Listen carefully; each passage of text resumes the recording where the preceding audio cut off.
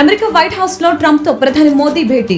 Trade, సుంకాలు, ఇరు దేశాల మధ్య సంబంధాలపై చర్చ. ప్రధాని మోదీకి ఆర్ జర్నీ టుగెదర్ పుస్తకాన్ని గిఫ్ట్ గా ఇచ్చిన ట్రంప్. హౌడీ మోదీ, నమస్తే ట్రంప్ కార్యక్రమాల తాలూకా ఫోటోలు. పుస్తకంపై mister prime minister you are great అని రాసి సంతకం చేసి ఇచ్చిన ట్రంప్. ట్రంప్ తో భేటీలో అక్రమ వలసలపై మోదీ సంచలన వ్యాఖ్యలు. అమెరికాలో అక్రమంగా ఉంటున్న భారతీయుల్ని వెనక్కి తీసుకువస్తామని ప్రకటన. చట్ట విరుద్ధంగా ప్రవేశించిన వారికి ఆ దేశంలో ఉండే హక్కు ఉండదన్న ప్రధాని. ఆంధ్రప్రదేశ్ ముఖ్యమంత్రి చంద్రబాబు నాయుడు సమక్షంలో తెలుగుదేశం పార్టీలో చేరిన మాజీ మంత్రి ఆళ్ల నాని. ఉండవల్లిలో కండువా కప్పి పార్టీలకు ఆహ్వానించిన చంద్రబాబు. కార్యక్రమంలో పాల్గొన్న పార్టీ రాష్ట్ర అధ్యక్షులు, ఇతర నాయకులు.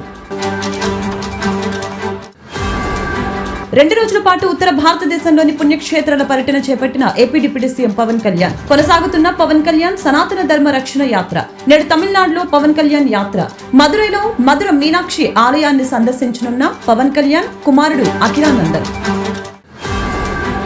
కొనసాగుతున్న భారతీయుల బహిష్కరణ. మరో 2 విమానాల్లో తరలింపు. రేపు రానున్న మరొక విమానంలో 180 మంది వరకు ఉండే అవకాశం. వాషింగ్టన్ డీసీలో మస్క్ తో మోదీ భేటీ. స్పేస్, మొబిలిటీ, టెక్నాలజీ, ఇన్నోవేషన్ వంటి అంశాలపై చర్చించినట్లు వెల్లడి. మినిమం గవర్నమెంట్, మాక్సిమం గవర్నెన్స్ ని మరింత ముందుకు తీసుకువెళ్లడంపై చర్చ. వల్లభనేని వంశీకి 14 రోజుల రిమాండ్. రిమాండ్ రిపోర్ట్ లో సంచలన విషయాలు. వంశీని విజయవాడలోని జిల్లా జైలుకి తరలించిన పోలీసులు. సత్యవర్ధన్ ని బెదిరించడంలో ఆయన కీలక పాత్ర పోషించారన్న పోలీసులు.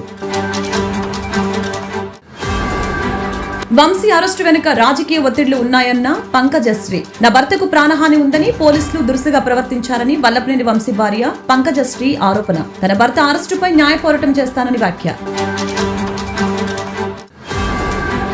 మస్తాన్ సాయి నాపై అత్యాచారం చేశాడు. మస్తాన్ సాయితో పార్టీలో పాల్గొన్నట్లు లావణ్య వివరణ. మత్తుమందు ఇచ్చి న్యూడ్ వీడియోలు తీశాడని వెల్లడి. మస్తాన్ సాయి తల్లిదండ్రులతో ప్రాణహాని ఉందని లావణ్య ఆందోళన. రాజ్ తరుణ్ పై కేసులు వెనక్కి తీసుకుంటానన్న లావణ్య. ముంబై విమానాశ్రయంలో 9 కోట్ల విలువైన బంగారం, వజ్రాల పట్టివేత. 3 వేర్వేరు ఘటనల్లో మొత్తం 6 కేజీల బంగారం, 2147 క్యారెట్ల వజ్రాల స్వాధీనం చేసుకున్న పోలీసులు. నిందితుల్లో ఒకరు అరెస్టు.